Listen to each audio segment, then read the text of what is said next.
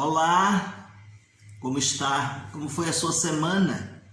Nós estamos juntos mais uma vez e nós vamos ter esse tempo para estudar a Bíblia, a palavra de Deus.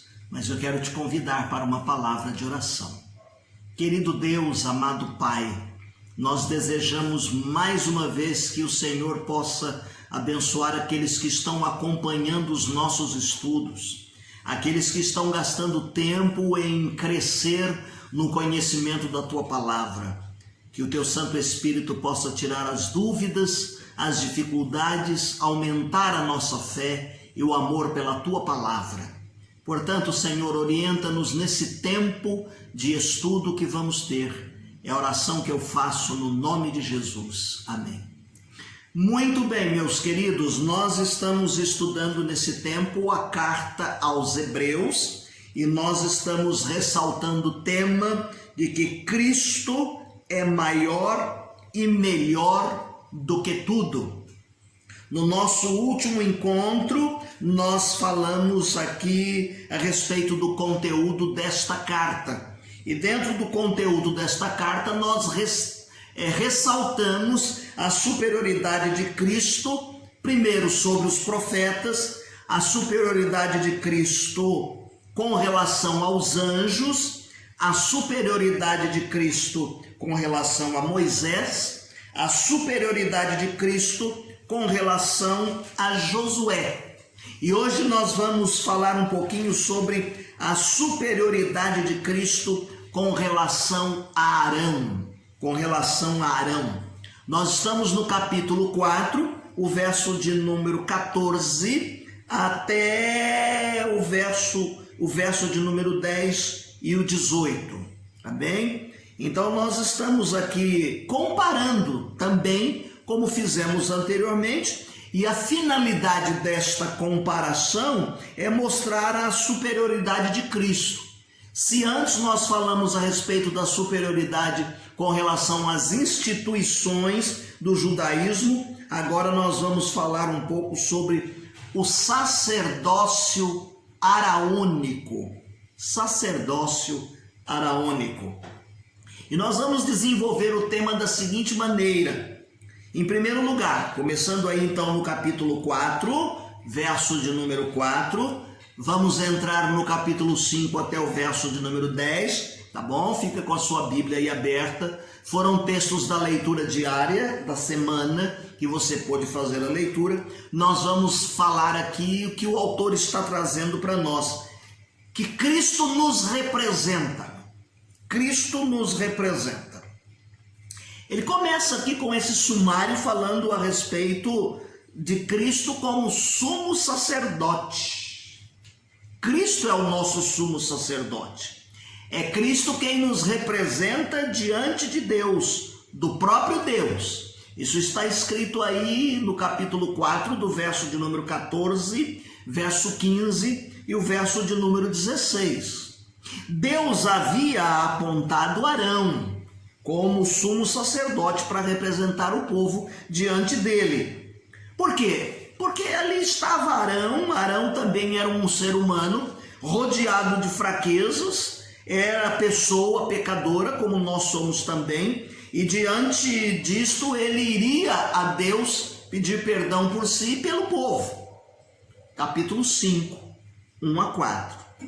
Jesus Cristo então aparece, enfrenta o sofrimento no nosso lugar. Jesus Cristo ensina-nos o valor da obediência, que nós já vimos isso nas lições passadas, e Jesus Cristo se dedica a este compromisso para cumprir a vontade de Deus, e ele vem ser então o nosso sumo sacerdote. Deus chamou Jesus para servir como sumo sacerdote de acordo com a ordem de Melquisedeque.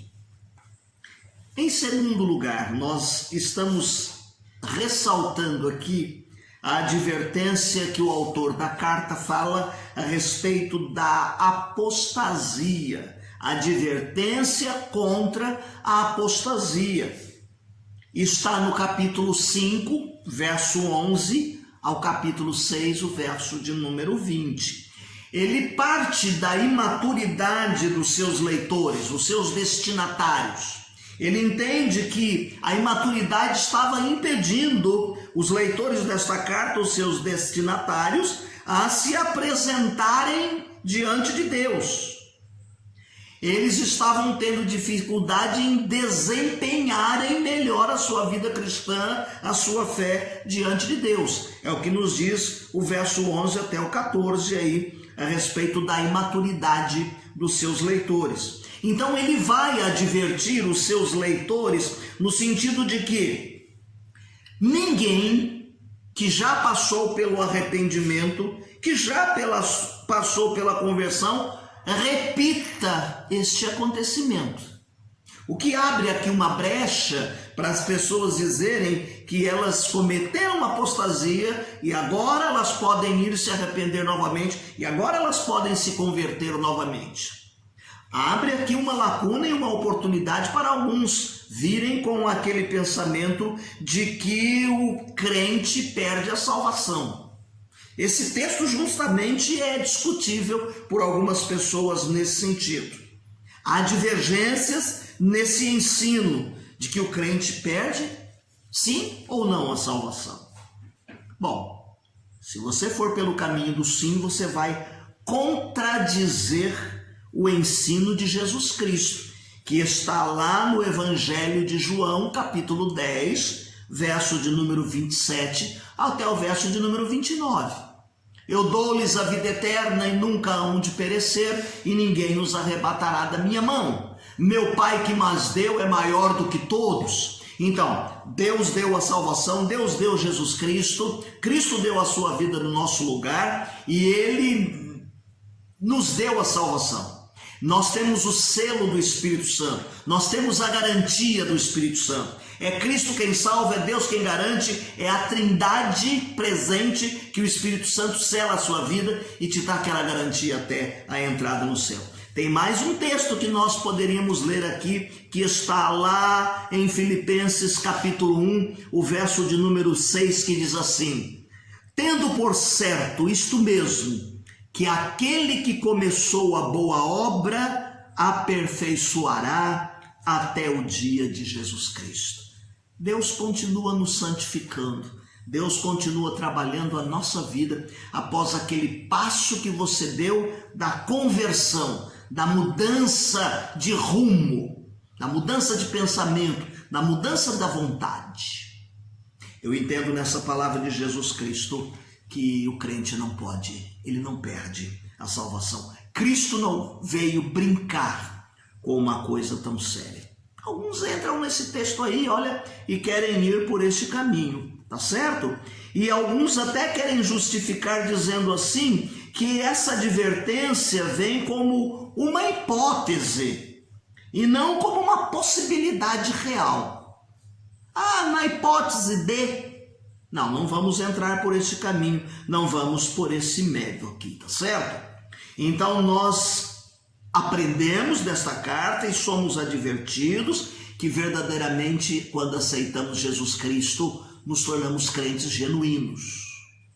A Bíblia diz que se confessarmos os nossos pecados, Deus é fiel e justo para nos perdoar e nos purificar de toda injustiça. João diz que nós temos um advogado para nos defender.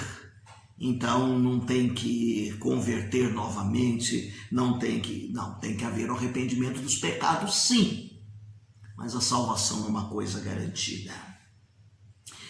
Nós entendemos aqui, vemos que o autor está admoestando os leitores da sua carta, a fim de que eles mostrem na realidade a sua fé pela fidelidade do compromisso que eles fizeram com Cristo, sem qualquer retrocesso de queda, sem qualquer retrocesso ou queda.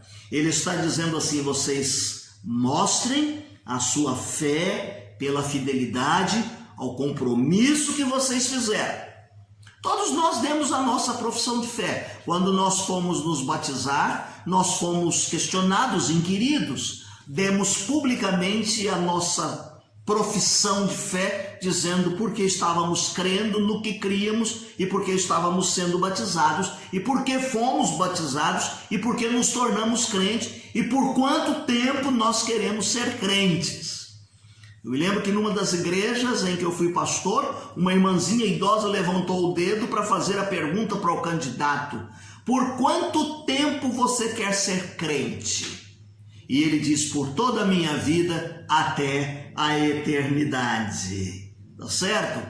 Ele está aqui advertindo e dizendo assim para as pessoas: mostrem esta profissão de fé com atos concretos. Com atos concretos. Viva uma vida, uma obra de amor pelas coisas de Deus. Você se converteu a Jesus Cristo, agora você tem uma nova vida. E desta maneira ele está dizendo: se vocês vivem assim, vocês não são apóstatas, não apostatam da fé, não vão apostatar da fé em nenhum momento.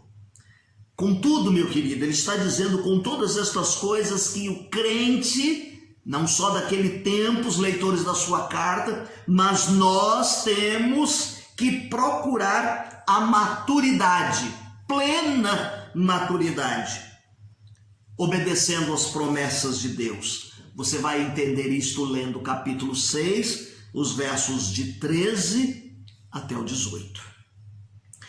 No capítulo 7, os 28 versículos do capítulo 7, ele fala a respeito da ordem de Melquisedeque.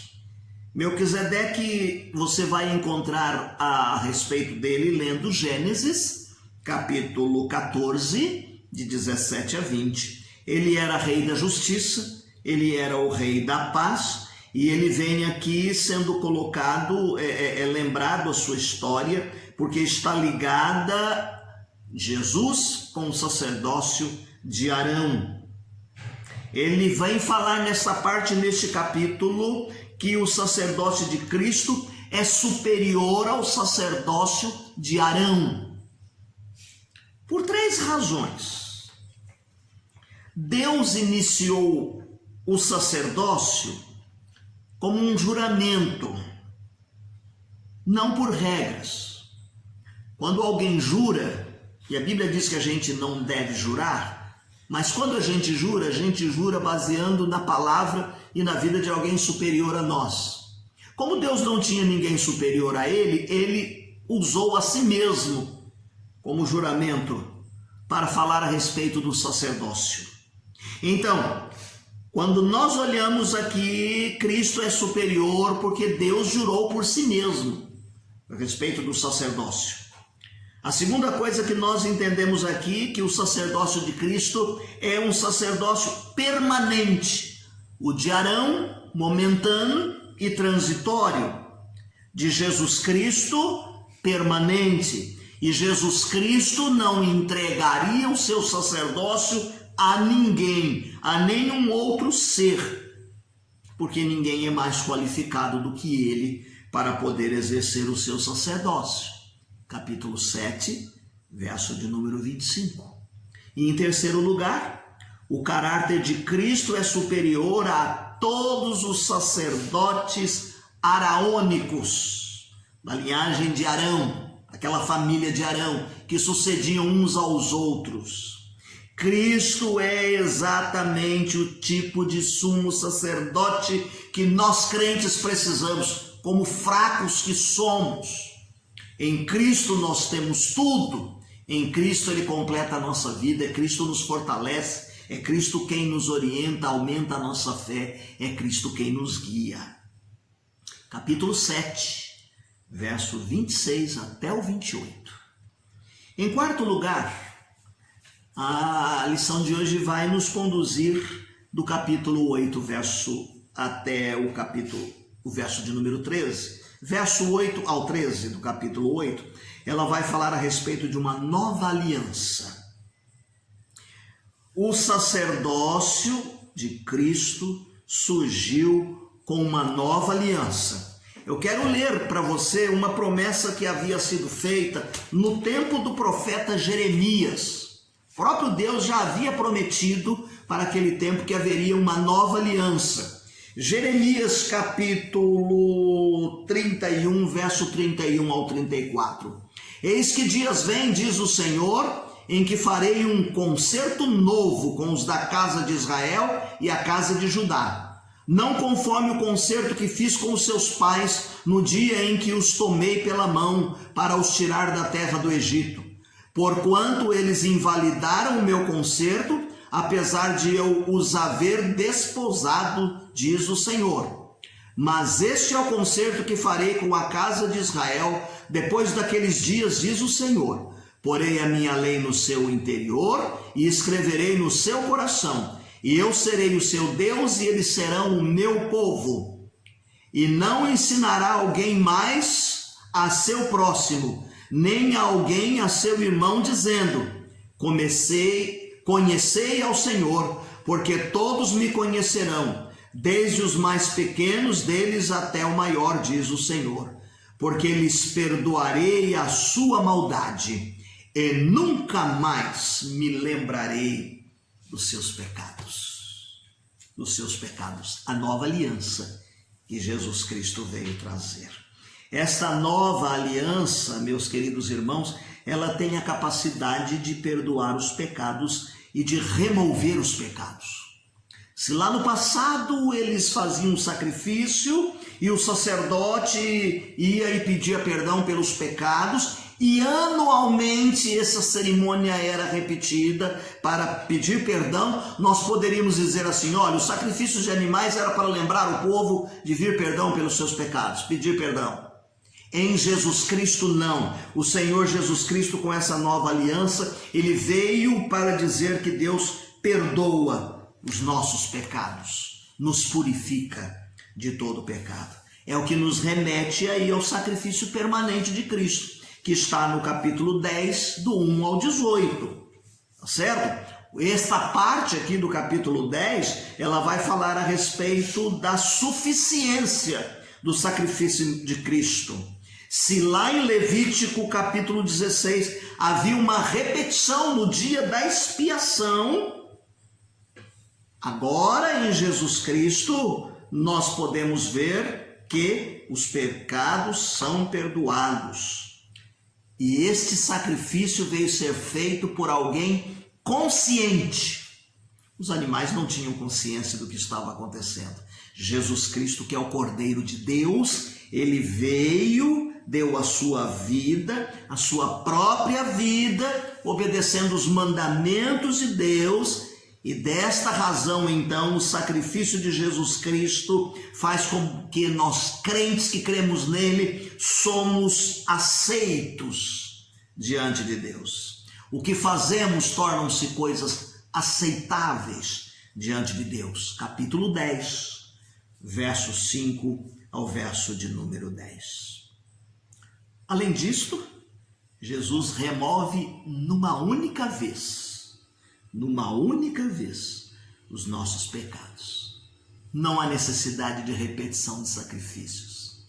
Lá atrás havia, mas com a vinda de Jesus, com a nova aliança, não há necessidade da repetição desse sacrifício, porque o sangue de Jesus Cristo, teu Filho, nos purifica de todo pecado. Capítulo 10, verso 11 ao de número 18.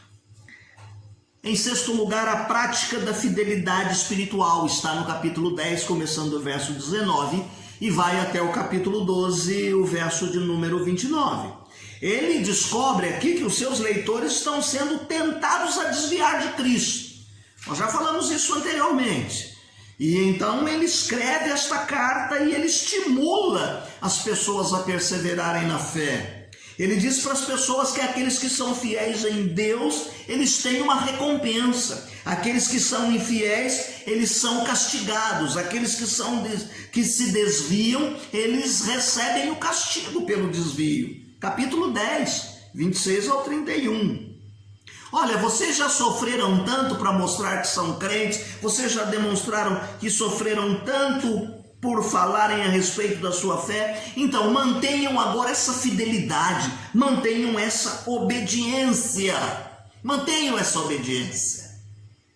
E é o momento em que ele aborda o capítulo 11, quando ele nos remete e fala a respeito do capítulo dos heróis da fé. E eu quero parar aqui, porque no nosso próximo encontro eu quero que nós falemos um pouquinho a respeito desse belo capítulo 11, que é o capítulo que fala a respeito dos heróis da fé. Nós vamos falar um pouquinho sobre o segredo da perseverança, perseverar na fé, qual é o segredo, o sucesso. E este capítulo 11 vai nos falar em muito a respeito disso, está bem? Então hoje nós paramos aqui e eu gostaria que você não deixasse de fazer a sua leitura diária que nós colocamos aí no finalzinho da nossa transmissão, porque ela encaminha em muito o que eu falo aqui e que às vezes eu não faço a leitura, mas que você leu durante a semana e está com o texto fresquinho aí na sua cabeça